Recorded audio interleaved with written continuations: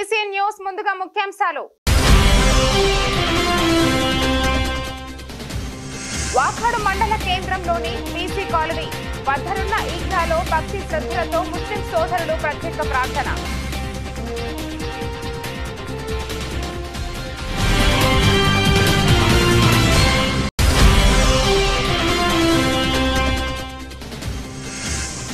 ఆన్బిన్ స్వడగల్ సంస్థ ఆధ్వర్యంలో చెన్నైలోని ప్రముఖ కంపెనీల ద్వారా మెగా జాబ్ మేళా.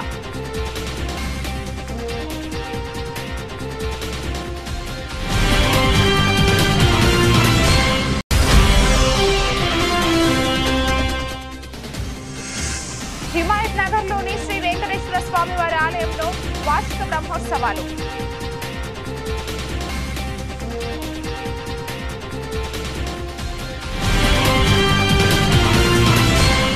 తిరుపతి జిల్లా వాకాడు మండల కేంద్రంలోని బీసీ కాలనీ వద్దనున్న ఈద్గాలో బక్రీద్ సందర్భంగా భక్తి శ్రద్ధలతో ముస్లిం సోదరులు ప్రత్యేక ప్రార్థన నిర్వహించారు. ఈ సందర్భంగా మత పెద్దలు మాట్లాడుతూ బక్రీద్ అనగా త్యాగానికి ప్రతీక. బక్రీద్ పండుగ ప్రాముఖ్యత ముస్లింలు ప్రధానంగా పండుగలు రెండు, అందులో ఒకటి రంజాన్, రెండవది బక్రీద్ పండుగ. ఈ పండుగను ఈద్ ఉల్ అజహా అని కూడా అంటారని, ఇస్లాం క్యాలెండర్ ప్రకారం 12వ నెల జిల్ హజ్ 10వ తేదీన బక్రీద్ పండుగను ముస్లింలు జరుపుకుంటారని, ఇస్లాం మతంలోని 5 ప్రధాన సూత్రాలలో ఒకటైన హజ్ యాత్రను ముస్లింలు చేయవలసి ఉంటుందని, ఈ మాసం ప్రారంభంలోనే భక్తి పప్రతులతో హజ్ యాత్రకు బయలుదేరుతారని, హజ్ యాత్రకు అరబు దేశమైన సౌదీ అరేబియాలోని మక్కా నగరానికి చేరుకుని మసీదులో ఉన్న కాబా చుట్టూ 7 ప్రదక్షిణలు చేసి అక్కడ ప్రార్థనలు చేస్తారని తెలిపారు. ఈ కార్యక్రమంలో ముస్లిం పెద్దలు సోదరులు పాల్గొన్నారు.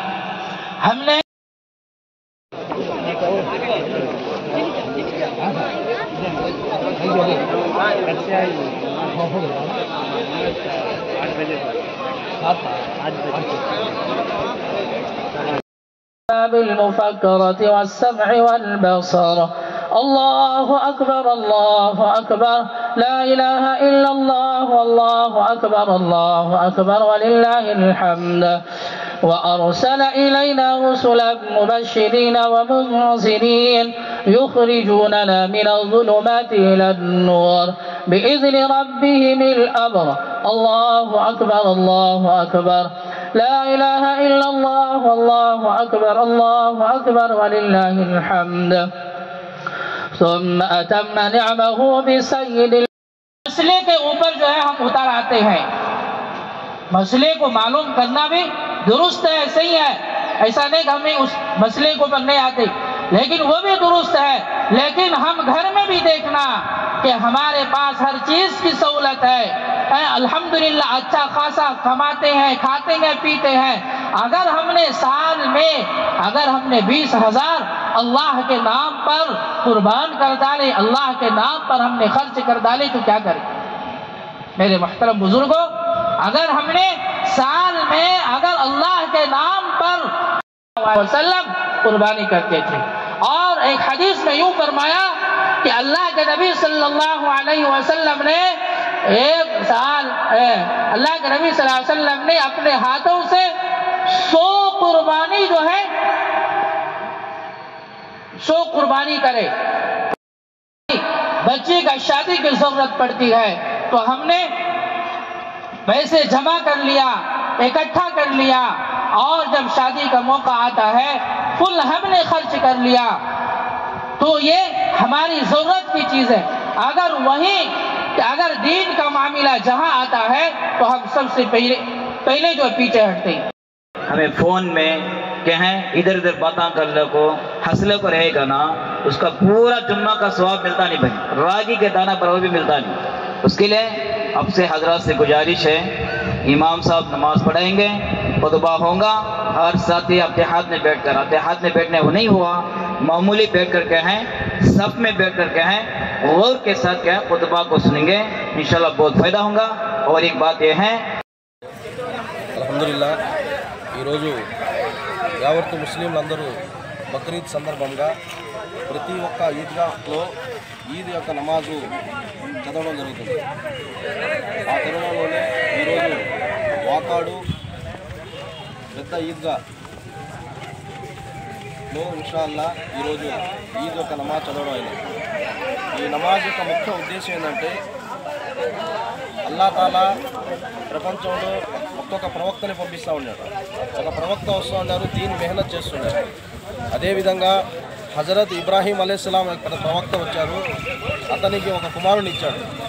అల్లా అతని కల్లో చెప్పాడు, కల్లో కనిపిస్తూ ఉన్నాడు, ఒంటెలు కుర్బానీ చేసినట్టు, పొట్టేళ్ళు కుర్బానీ చేసినట్టు అదేవిధంగా కల్లో కనిపిస్తూ ఉన్నాడు. కానీ అల్లా చెప్పాడు, నీకు ఏ వస్తువు అయితే ఇష్టపడతావో ఆ వస్తువుని కుర్బానీ చేయమని చెప్పాడు. హజరత్ ఇబ్రాహీం అలైహిస్సలాం తన కొడుకుని కుర్బానీ కోసం తీసుకుపోయాడు. అల్లా తాలా అతని యొక్క త్యాగానికి ఇష్టపడి తన కొడుకు లేకుండా అల్లా తాలా స్వర్గం నుంచి ఒక పొట్టేల్ని పంపించి కుర్బానీ చేయడం జరిగింది. ఈ ఆనవాయితీ హజరత్ ఇబ్రాహీం అలైహిస్సలాం జమానా నుండి ప్రతి ప్రవక్త చేస్తూ వస్తున్నారు. అదేవిధంగా మన ప్రవక్త హజరత్ రసూలుల్లాహ్ సల్లల్లాహు అలైహి వసల్లం ఈ యొక్క సున్నత్ని జిందా చేశారు. ఈ యొక్క సున్నత్ చేయడం వల్ల గొప్ప ఉద్దేశం, ముస్లిం సోదరుల యొక్క గొప్ప ఉద్దేశం ఏంటంటే ఆ పొట్టేలు మీద ఎన్ని ఎంట్రికలైతే ఉన్నాయో అన్ని పాపాలు ఉన్నా కూడా ఆ యొక్క ముస్లిం సోదరులు ఎవరైతే కుర్బానీ చేస్తారో అతని యొక్క పాపాలు తుడవబడతాయి. అదే ఒక ముఖ్య ఉద్దేశం. అల్హమ్దులిల్లా ఈ బక్రీద్ నెలలో అల్లా తాలా మా కోసం ఒక పవిత్రమైన గృహం ఉంది, అది సౌదీ అరేబియాలో ఉంది. దానిని కాబేతుల్లా అంటారు. ఈ కాబేతుల్లా దగ్గర 5 రోజులు హజ్ యొక్క అరకాలు జరుగుతాయి. ఎవరైతే హజ్జుకి వెళ్ళారో ప్రతి ఒక్కరూ ఈ 5 రోజుల్లో అల్లా సుబ్హాన తాలా ప్రవక్తకి ఏది చేయమని చెప్పాడో అది చేస్తేనే హజ్ అవుతుంది. అందుకోసం ఇన్షాల్లా ఇక్కడ ఈద్గాలో ఎంతమంది అయితే వచ్చారో ప్రతి ఒక్కరూ సంకల్పం చేశారు, ప్రతి ఒక్కరూ హజ్ చేయాలని నియత్ కూడా చేశారు. ప్రతి ఒక్క ముస్లిం యొక్క కోరిక ఏంటంటే ఒకసారి అల్లా యొక్క ఇల్లు చూడాలని. అది ఒక గొప్ప ఉద్దేశంతో ఈరోజు ఈద్గా వాకాళ్ళలో ఈద్ యొక్క నమాజ్ చదవడం అయినది. ఈ ముఖ్య యొక్క ఉద్దేశం ఏంటంటే మన యొక్క ఇస్లాము కుర్బానీ అంటే త్యాగంతో ఇస్లాము ఎక్కువ వ్యాప్తి చెందుతుంది. ఏ కుర్బానీ అంటే అల్లా ఏ కుర్బానీ చేయమన్నాడో దాన్ని కుర్బానీ చేయాలి. ఎక్కువగా సౌదీ అరేబియాలో ఒంటెలు కుర్బానీ చేస్తారు. మన హిందుస్థాన్లో ఎక్కువగా పొట్టేళ్ళని కుర్బానీ చేస్తారు. హిందుస్థాన్లో ఎక్కువగా పొట్టేళ్ళు మేకపోతులు వాటిని కుర్బానీ చేస్తారు. అటువంటి ముస్లిం సోదరులు ఈరోజు ప్రతి ఒక్కరు యావత్తు ప్రపంచంలో కుర్బానీలు ఎక్కువ చేస్తారు. అల్లా తాలా ప్రతి ఒక్క ముస్లిం సోదరికి అంగీరించుగాక.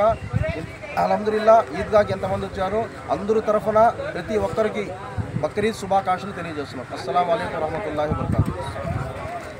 తిరుపతి జిల్లా కోట మండలం విద్యానగర్లోని శ్రీనివాస ఇంగ్లీష్ మీడియం స్కూల్ ఆన్విన్ సువడగల్ సంస్థ ఆధ్వర్యంలో చెన్నైలోని ప్రముఖ కంపెనీల ద్వారా మెగా జాబ్ మేళా నిర్వహించారు. ఈ కార్యక్రమానికి కోట ఎస్ఐ పవన్ కుమార్ ప్రారంభించారు. కోట, వాకాడు, చిట్టమూరు మండలంలోని నిరుద్యోగ యువకులు ఈ అవకాశంను సద్వినియోగం చేసుకునే విధంగా కంపెనీ నిర్వాహకులు చొరవ చూపాలని, ఇంటర్వ్యూలకు హాజరైన ప్రతి ఒక్కరికి ఉద్యోగ అవకాశాలు కల్పించాలని కంపెనీ నిర్వాహకులను ఆన్విన్ సువడగల్ సంస్థ డైరెక్టర్ భూపతి మోహన్ సాయి కోరారు. ఈ సందర్భంగా మోహన్ సాయి మాట్లాడుతూ తమ సంస్థ ద్వారా రానున్న రోజుల్లో ఇంకా అనేక జాబ్ 7 మేళాలు నిర్వహిస్తామని, 3 మండలాల ప్రజలు ఈ అవకాశం సద్వినియోగం చేసుకోవాలని కోరారు. ఈ కార్యక్రమంలో సంస్థ director Bhupathi Mohana Sai, Srinivasa English medium school correspondent Surendra Reddy, Chandodu మాజీ ఎంపీటీసీ బోధనపు బాల సుబ్రహ్మణ్యం, న్యాయవాదులు పివి రమణయ్య, సురేష్, దాసరి అశోక్, కాంబ్లీ, నిరుద్యోగ యువకులు పాల్గొన్నారు.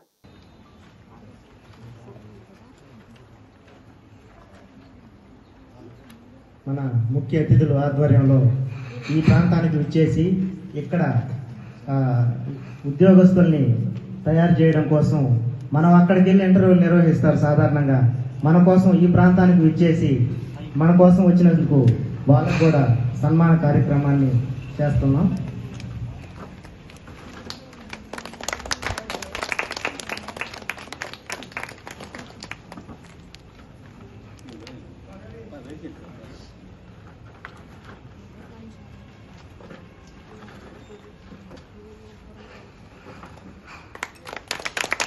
అదేవిధంగా ఎక్స్ ఎంపీటీసీ గారికి కూడా సన్మానించడం జరుగుతుంది.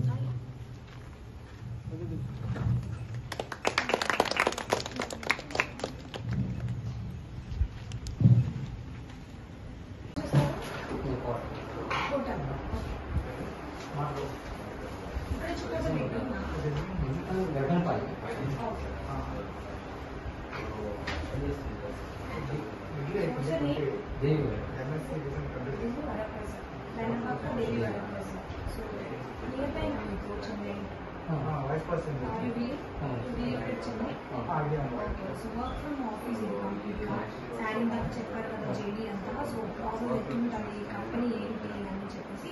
సో కంపెనీ గురించి మీకేం తెలుసు? Just few words discuss. ఎప్పుడు డిగ్రీ కంప్లీట్ చేస్తారు మీరు? 2022 చేశారు. ఈ మధ్యలో ఏం చేస్తున్నారు? ఏదో జాబ్ ట్రై చేస్తారు?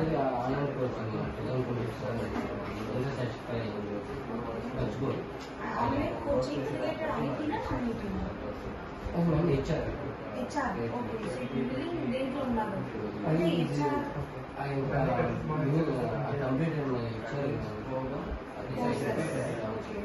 అండ్ జాబ్ అంటే 1 year నుంచి నేను గవర్నమెంట్ వస్తుంది ఎగ్జామ్స్ ఎన్నిసార్లు అటెంప్ట్ చేశారు? Government job 2 times.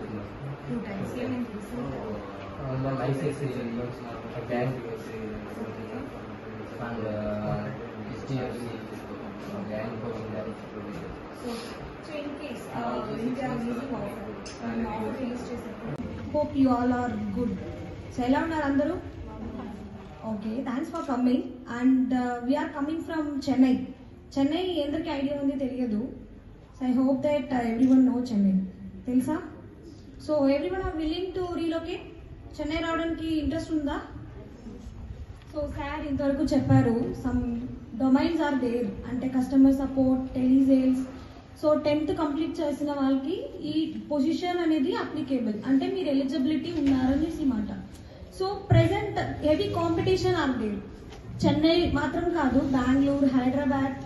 సో ఇలాంటి వర్క్ లొకేషన్స్లో heavy competition are there for employees. Employers are there, but employees అనేది చాలా కాంపిటేటివ్గా ఉన్నారు. So better don't lose this opportunity. Everyone should apply for this role and do well. All the best. Okay. ఈరోజు నాకు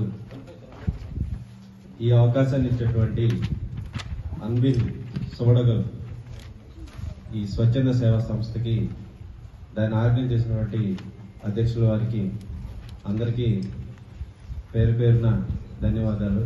అదేవిధంగా ఈరోజు ఈ ట్రైనింగ్ అండ్ ప్లేస్మెంట్ డిపార్ట్మెంట్కి హెడ్గా వచ్చిన మన మేడం గారికి, సార్కి, అదేవిధంగా ఎవరైతే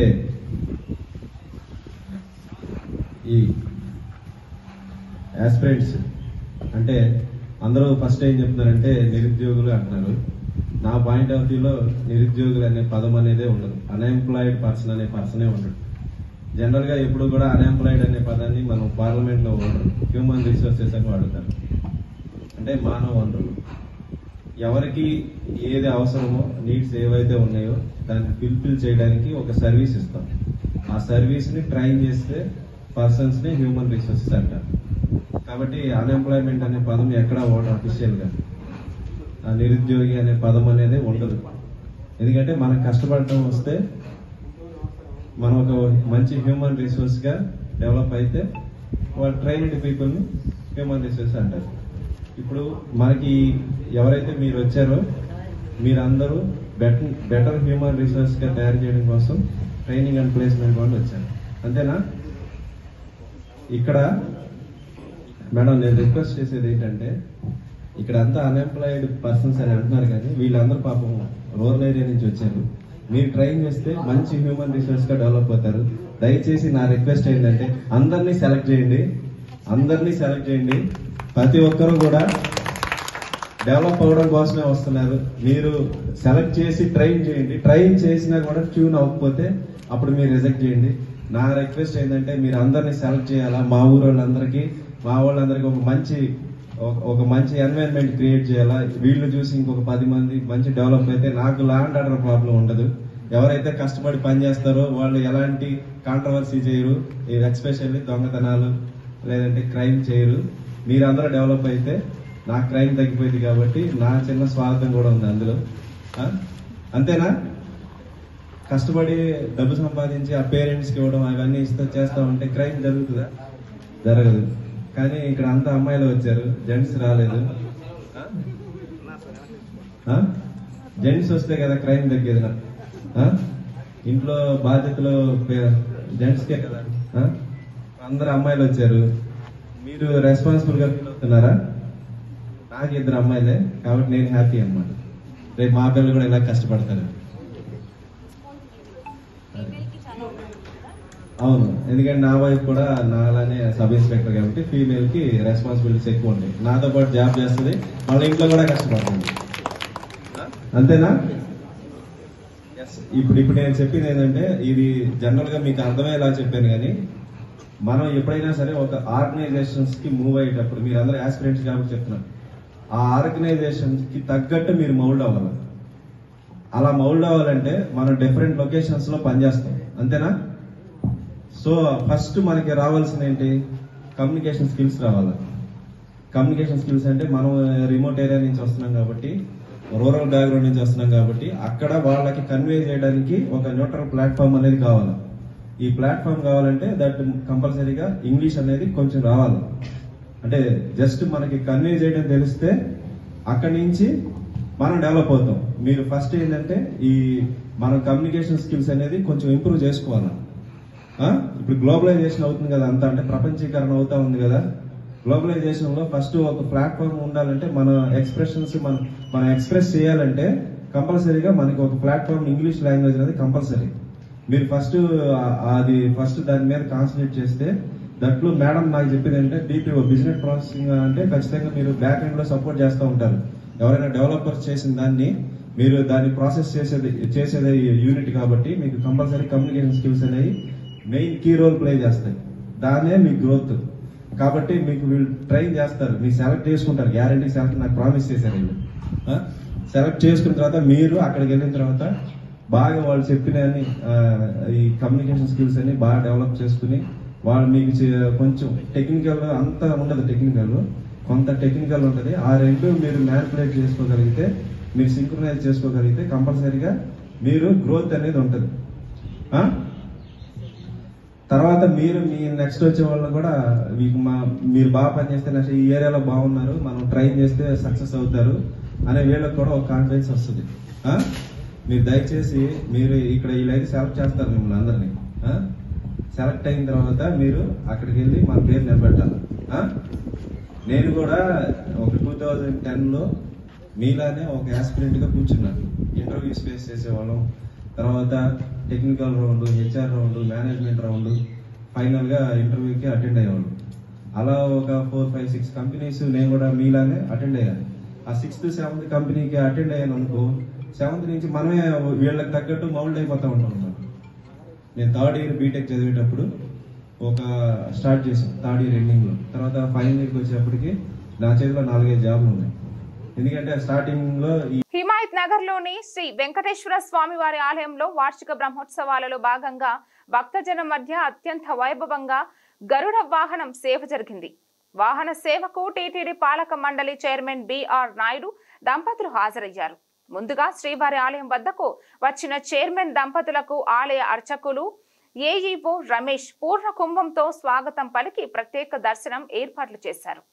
స్వామివారి దర్శనాంతరం చైర్మన్ దంపతులకు స్వామివారి పట్టు వస్త్రంతో ఆశీర్వచనం చేసి తీర్థ ప్రసాదాలను అందజేశారు. అనంతరం గరుడ వాహన సేవలో చైర్మన్ దంపతులు పాల్గొన్నారు. ఈ సందర్భంగా టీటీడీ చైర్మన్ మాట్లాడుతూ స్వామివారి బ్రహ్మోత్సవాలకు తనకు ఆహ్వానం లభించడం, టీటీడీ చైర్మన్ హోదాలో గరుడ సేవలో పాల్గొనడం తనకు చాలా సంతోషంగా ఉందన్నారు. ఈ ఆలయానికి తనకు చాలా అనుబంధం ఉందని, బ్రహ్మోత్సవాల సందర్భంగా టీటీడీ బ్రహ్మాండమైన ఏర్పాట్లు చేసిందన్నారు. భక్తుల సౌకర్యార్థం మరింత మెరుగైన ఏర్పాట్లు కల్పిస్తామని చైర్మన్ మాట్లాడారు. బ్రహ్మోత్సవాల సందర్భంగా వివిధ కళాకారుల ప్రదర్శనలు భక్తులను విశేషంగా ఆకట్టుకున్నాయి. గరుడ వాహనం సేవలో టీటీడీ అధికారులు, శ్రీవారి సేవకులు, పలువురు భక్తులు పాల్గొన్నారు.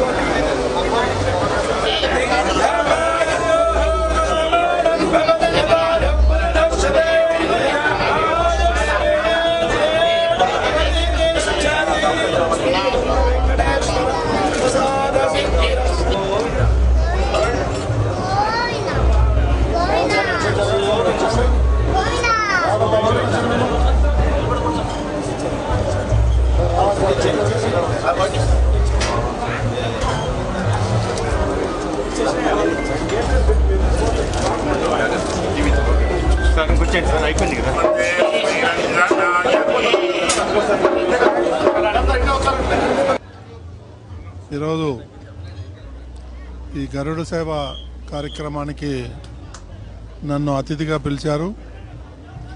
అయితే నా చిన్నప్పటి నుంచి ఈ దేవాలయానికి ఏదైతే ఉందో అది నేను చాలాసార్లు రావటం జరిగింది.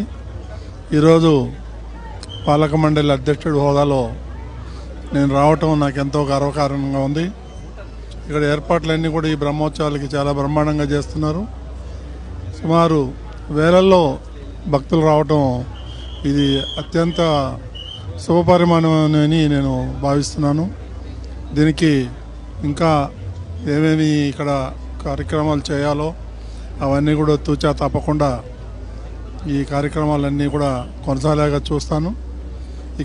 ఇక్కడ ఏమైనటువంటి సదుపాయాలు ఏవైతే ఉన్నాయో వాటన్నిటికి కూడా నేను హామీ ఇస్తున్నాను.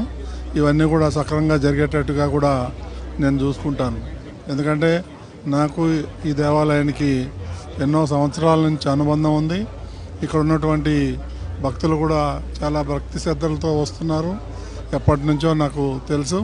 కాబట్టి ఈ కార్యక్రమానికి నన్ను పిలిచినందుకు ఇక్కడ ఉన్నటువంటి ఎవరైతే ఆర్గనైజర్స్ ఉన్నారో వాళ్ళందరికీ కూడా ప్రత్యేకమైనటువంటి నా ధన్యవాదాలు.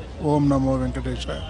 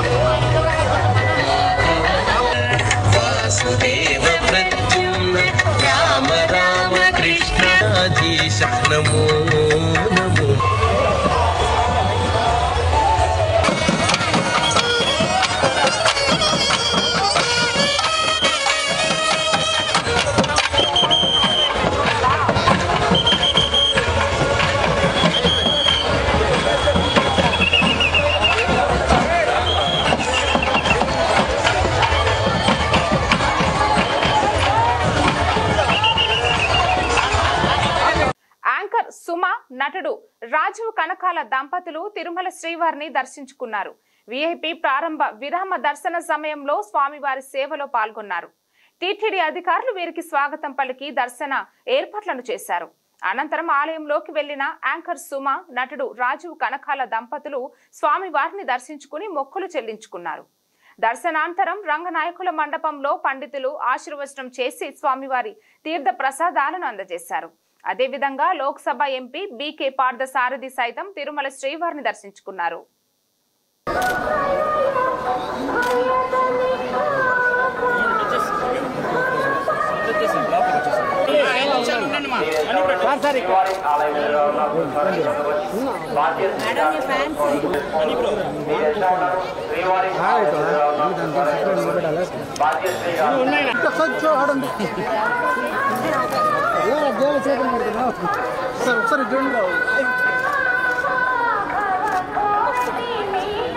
సార్ వచ్చేయండి సార్ వచ్చేయండి సార్ మాట్లాడిద్దాం ఫోన్ కోరిక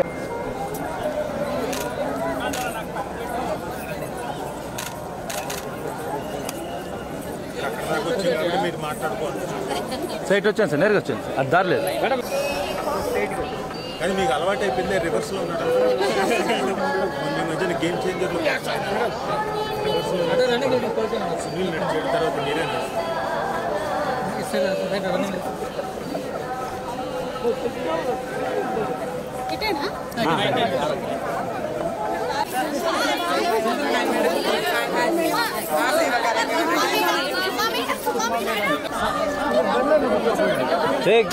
ఫోటో అంటే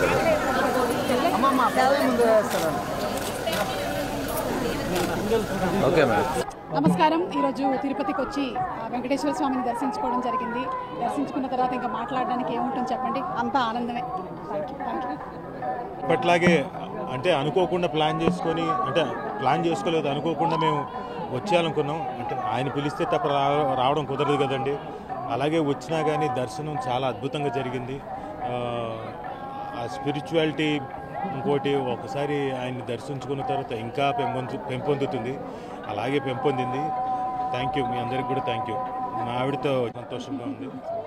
పిల్లలు రాలేదు కానీ నెక్స్ట్ టైం పిల్లలతో పాటు వస్తాం. మోగిలి ఉందండి కానీ ఇక్కడ మాట్లాడడం సమంజసం కాదనుకుంటా దేవుడి ముందు.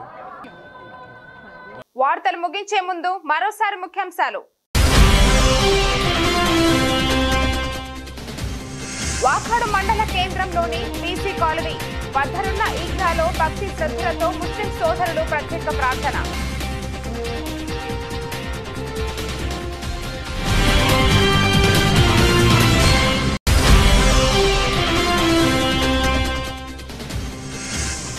ఆన్బిన్ స్వడగల్ సంస్థ ఆధ్వర్యంలో చెన్నైలోని ప్రముఖ కంపెనీల ద్వారా మెగా జాబ్ మేళా.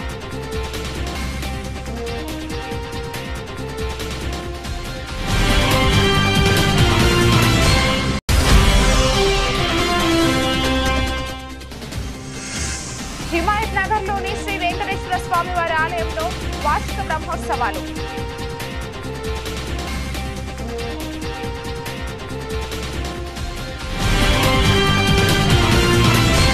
ఇంతటితో ఈ వార్తలకు సమాప్తం. తిరిగి రేపటి వార్తల్లో మళ్ళీ కలుద్దాం.